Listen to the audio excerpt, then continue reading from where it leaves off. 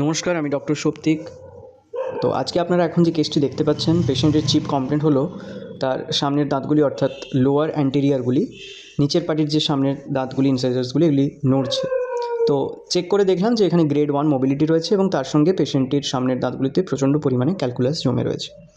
তো এটা খুবই একটা কমন কেস এবং এক্ষেত্রে এই মোবিলিটি এই চারটি দাঁতের ম্যাক্সিমাম ক্ষেত্রেই লক্ষ্য করা যায়।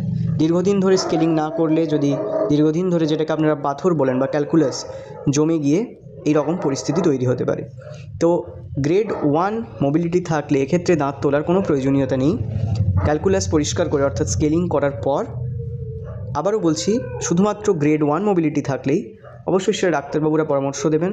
সেক্ষেত্রে আমরা এই রকম একটি ট্রিটমেন্ট করতে পারি, যেটা আপনারা এখন দেখছেন, যেটাকে আমরা বলি লিঙ্গুয়াল স্প্লিন্টিং। এক্ষেত্রে সাপোর্টিং টুথ হিসেবে যে 4টি দাঁত বা 6টি দাঁত পেশেন্টের নড়ছে, তার পাশের 2টি দাঁতকে সাপোর্টিং হিসেবে নিয়ে ওয়্যারের মাধ্যমে স্টেবল করে রাখা হয় এবং পেশেন্টকে 3 মাসের ফলো আপ দেওয়া হয়। 3 মাস পর পেশেন্টকে ডেকে এই তারটিকে আবার রিমুভ করা হয়। এক্ষেত্রে পেরিডন্টাল হেলথ কারেক্ট হয় এবং পেশেন্টের যে দাঁতগুলি সেগুলি আবার আগের মতো পূর্বাবস্থায় ফিরে আসে। তাই এরকম যদি আপনাদের দাঁত নড়ে, সামনের দাঁতগুলি, অবশ্যই ডাক্তারবাবুর পরামর্শ নিয়ে প্রথমেই তোলার কথা না ভেবে যদি সেদিকে কারেকশনের মাধ্যমে দাঁতগুলিকে রাখা যায়, সেই চেষ্টা করা উচিত।